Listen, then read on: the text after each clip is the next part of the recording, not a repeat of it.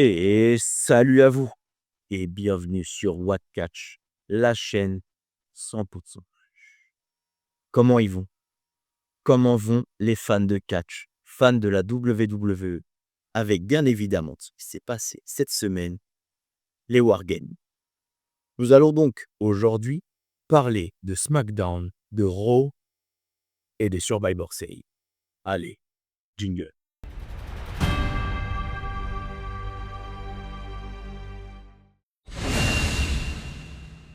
Eh bien, bonsoir mon cher Cole, comment allez-vous? Salut à tous et bienvenue sur White Catch. Vraiment content d'être avec vous pour parler de cette semaine catch avec, pour un final, les Wargames. Donc bien évidemment, sans grande surprise, que ce soit à Raw ou à SmackDown, bien évidemment, les shows ont travaillé scénaristiquement parlant de manière à nous teaser les Survivor Series, les Wargames. Donc du coup, avec Raw, nous avons une petite discussion très intéressante entre CM Punk, Cody Rhodes et Roman Reigns pour justement un peu peaufiner leur alliance, savoir si elle sera bien solide justement pour les Wargames avec une petite punchline, de Roman Reigns en partant, disant que le titre lui irait bien mieux sur son épaule que sur la leur. Mais en parlant de qui? Bon, je pense et nous supposons très bien qu'à mon avis, il parle de Cody Rhodes et qu'il a envie de retrouver son Undisputed, Champion. Nous aurons eu quelques matchs, bien évidemment, les matchs d'avantage. Celui-ci, pour les femmes qui aura été remporté par Charlotte Flair et bien évidemment pour les hommes qui ont été gagnés par Logan Paul et Drew McIntyre. Alors oui, bien évidemment, je mélange un peu Raw et SmackDown parce que pour moi, cette semaine, les 2 shows ont été similaires. Il s'est passé exactement la même chose, hein, comme je vous l'ai dit, comme ça suit le PLE. Il y a juste, un match, par équipe, Solo Sikoa, et la MFT, donc du coup, qui ont affronté Sami Zayn, Rey Fénix, les Motor Machine Gun et bien évidemment qui se sont fait, à la fin de leur match, gentiment rejoindre par les Wyatt Six. Et du coup, je pense que cette rivalité va prendre un peu plus de sens et on verra peut-être un peu plus les Wyatt Six face à cette fameuse, MFT. En réalité, à part le fait que Dominic Mysterio, il ait fumé un mini John Cena, ça reste ça c'était un Raw quand même plutôt sympathique à regarder avec les intrigues qui vont nous emmener justement à ce PLE. Pour ce qui est de SmackDown, c'est exactement la même chose, mais il y a quelque chose qui m'a dérangé, c'est cette fameuse rencontre Jade Cargill, Chelsea Green. Je ne sais pas ce que vous en pensez, mon cher Paul. Est-ce que cette rivalité est nécessaire entre l'Undisputed Woman Champion et la championne des États-Unis? Personnellement, ils auraient pu trouver autre chose, ils auraient pu nous emmener sur autre chose. Qu'est-ce que vous en pensez de ce Euh, je pense que vous avez raison de pointer cela. L'intervention de Jet Cargill, c'était juste pour dire qu'il y a un nouveau shérif en ville, d'une nouvelle shérif en ville, pour dire que elle est là, c'est elle la meilleure, c'est elle qui est l'image de la WWE actuelle. Elle a battu Tiffany Stratton. Elle voulait faire juste une épreuve de force. Et voilà, Chelsea Green qui joue parfaitement son rôle de soucouduleur. Hein. Euh, et on va voir maintenant, durant l'année qui arrive, euh, quels sont les prétendants qui vont arriver. Elle était là pour montrer qui était la chef de SmackDown. On va parler aussi également, des demi-finalistes, du Cena Challenge. J'aimerais votre avis, mon cher Cole, parce que bien évidemment aujourd'hui, les demi-finalistes sont Jey Uso, Solo Sikoa, LA Knight et Gunther. Qui vous voyez remporter ces demi-finales? Qui vous voyez remporter cette petite finale pour enfin aller combattre John Cena? Bah, en fait, c'est désespérant parce qu'en fait, on avait visé sur John Cena avait précisé qu'il voulait surtout se concentrer sur la génération future. Ce n'est pas pour décrédibiliser les autres, mais la branche LA Knight, Jey Uso, on la voit tout le temps. C'était les prétendants, pour la World Heavyweight Champion face à CM Punk, c'était les 3 qui se tournaient autour. À un moment donné, en fait, ces 2-là, je sais même pas pourquoi ils vont aller en finale. L'un des 2 va aller en finale et de l'autre côté, c'est Solo Sikoa face à Gunther. Donc ils vont avoir un match. Bon, Gunther, comme je l'ai dit, ça s'appelle la prophétie qui devrait se réaliser avec ce match et ce dernier match, heu, pour, hem, le Saturday Night, Main Event et voilà, la dernière fois que, Gunther a eu un adversaire face au Saturday Night Main Event, c'était Goldberg. Et le dernier, Solo Sikoa, qui est voilà, c'est un futur et il est très talentueux. Donc lui, oui, Gunther, oui, mais LA Knight et Jey Uso, je ne comprends pas. Et ça se tient. Ah, ça reste logique, il y a une certaine logique dans ces paroles. Je comprends donc votre point de vue, monsieur Ko. Eh bien, comme je l'ai dit un peu plus tôt dans la vidéo, SmackDown et Raw étaient plus ou moins les mêmes shows. Ça teasait tout simplement le PLE, les Survivor Series War Games, ce qu'on va parler tout de suite. Mon cher Cole, vous, qu'avez-vous pensé de ce PLE? Parce que moi, personnellement, voilà, j'irai pas dire une note, parce que sinon on va encore dire que je suis trop sévère. Mais, il n'a pas été aussi incroyable que j'aurais pu l'espérer. Après, avec les affiches qui avaient été données, je n'en attendais pas non plus quelque chose d'époustouflant, mais j'aurais voulu quand même un peu plus de waouh. Mmh. Et vous, mon cher? Je peux l'entendre. Je peux l'entendre. Moi, j'ai bien aimé ce show, mais le truc qui m'a surpris, c'est que et je le dis tout de suite, c'est que le match d'entrée des War Games des femmes était meilleur que celui des hommes. Je l'ai trouvé meilleur. Heu, le show dans l'ensemble était vraiment bien, j'ai bien aimé. Hem, mais oui, comme je l'ai dit, la semaine dernière, heu, faire un match All-Star, ouais et c'est bien sur le papier, mais à fait, ça amène rien. Et vous, qu'est-ce que vous en pensez? Bah, encore une fois, là où je rejoins un petit peu, c'est que sur ce match d'ouverture, donc, entre, la team, on On va peut dire commencer par ça. Clash of Player, hein. Ouais, on peut comparer les personnages. Mmh mh, mmh mh. Et la team, Becky Lynch, Nia Jax, je pense que je vais le prendre comme ça, hein. Ouais.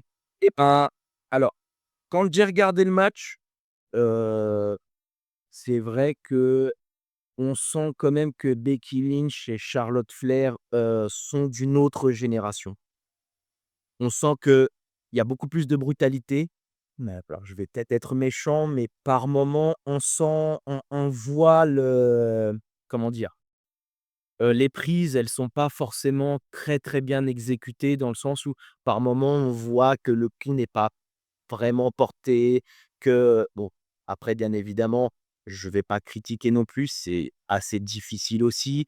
Il faut tenir le coup, les prises, c'est pas forcément facile à faire, il y a de l'endurance, il y a tout un tas de choses comme ça. Ouais.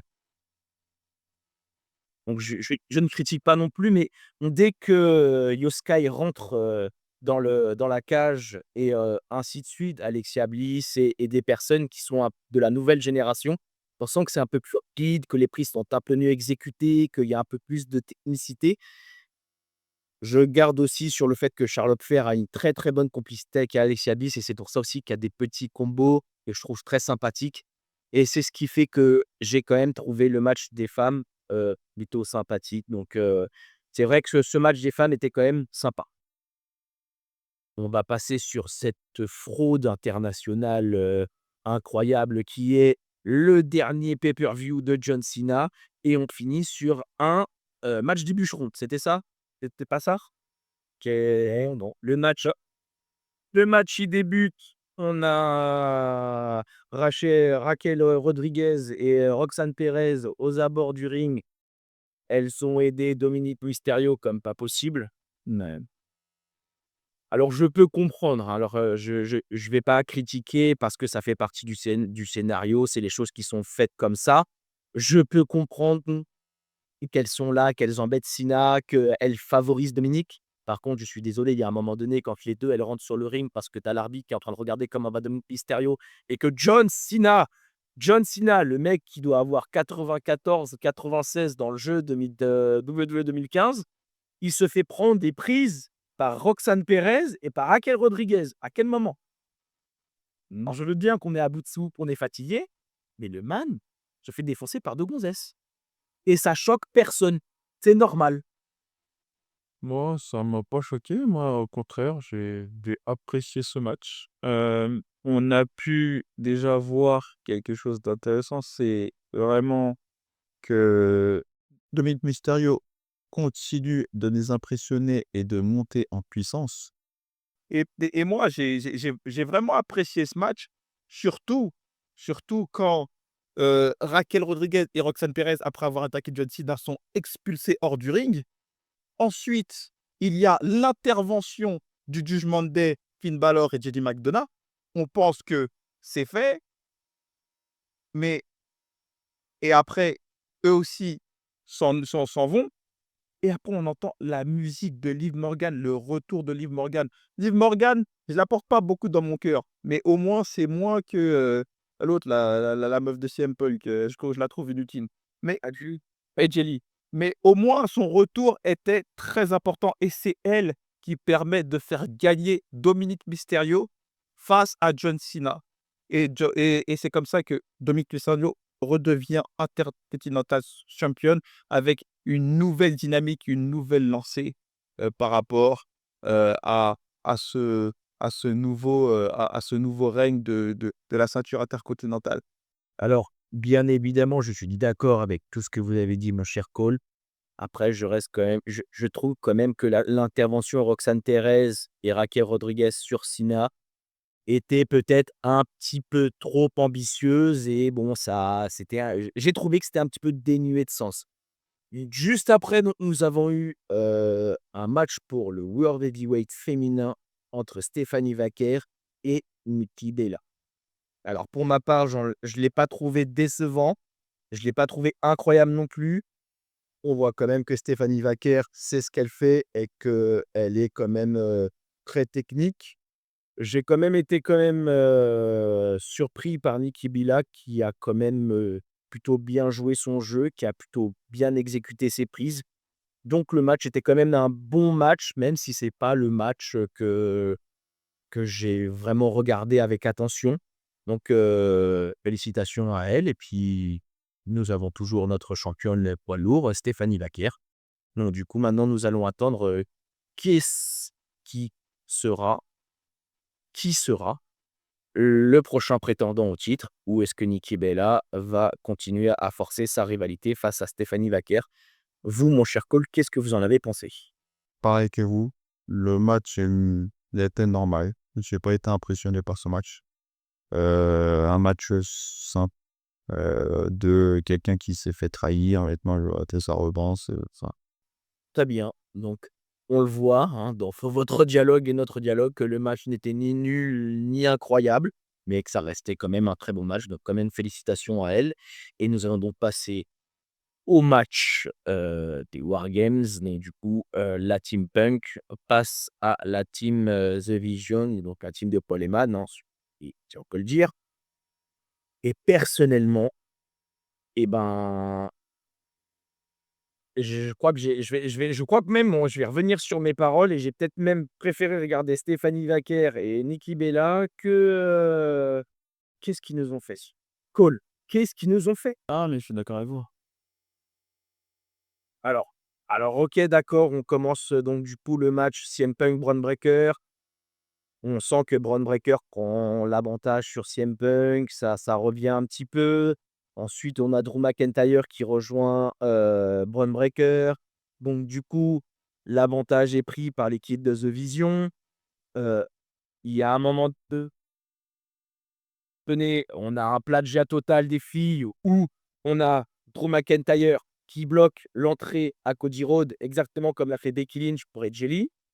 Cela dit, l'entrée de Cody Rhodes était quand même plus stylée. Je suis désolé pour Edge Lee, hein. Il est quand même monté au-dessus de la cage, il a sauté sur Drew McIntyre et il enchaîne avec une de ses spéciales sur Bron Breakker. Bon, heu, j'ai quand même trouvé son entrée plutôt sympathique. Moi, personnellement, ce qui m'a gêné, après, c'est ce qui fait aussi la supériorité de Brock Lesnar. Bon, dites-vous bien qu'entre là, il y a eu l'entrée de Logan Paul, de Jimmy Uso, heu, Brock Lesnar rentre sur le terrain.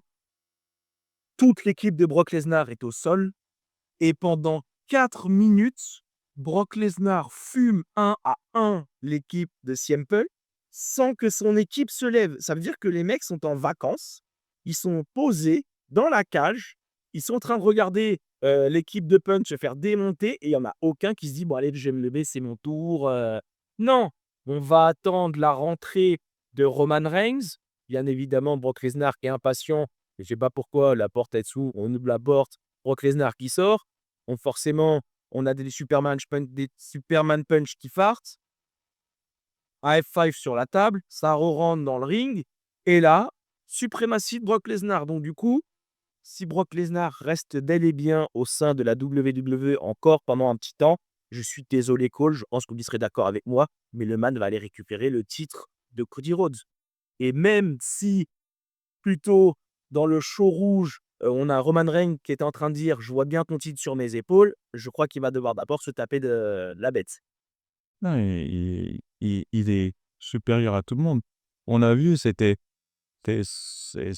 incroyable. Il les a éclatés, mais d'une manière, c'était fou. Et sincèrement, moi déjà, ce match, comme j'ai dit, j'ai plus aimé celui de Fun. Je fais un Wargames et pendant le Wargames, je vois l'autre là, Jey Uso, relancer sa musique. Qu'est-ce que c'est que ces attitudes?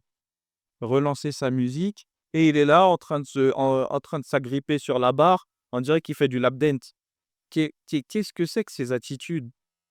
Si en fait tu veux jouer le guignol et ne pas t'affirmer en tant qu'image importante et seulement faire, celui qui, fait des maracas, pour animer la galerie, il y a pas de problème.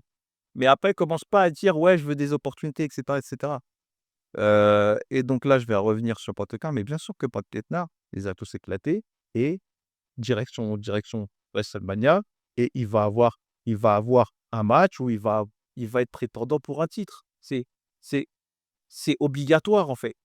Après le truc qu'il y a, c'est qu'on utilise quand même déjà dans ces wargames et depuis un petit moment, un affrètement Roman Reigns-Brock Lesnar. Donc je pense, et désolé pour Cody, qu'il va devoir se séparer de son titre, tout simplement pour laisser naître une rivalité un peu plus importante entre Brock Lesnar et Roman Reigns, je tiens à préciser, rivalité qui a déjà existé. Et donc du coup, bien évidemment, après avoir parlé de tout ça, du match des hommes, on aura donc l'intervention du Masked Man, l'homme en noir, rentrant dans cette cage, petite stomp sur CM Punk et bien évidemment, petite fuite. Est-ce que cet homme est CM Punk? Pour ma part, j'ai l'impression que non. J'ai l'impression qu'on essaye de nous duper, mais ça, bien évidemment, on pourra spéculer, en parler, pronostiquer, d'où qu'autre. Sur ce, chers fans de la WWE, ciao ciao et à la semaine prochaine. Salut!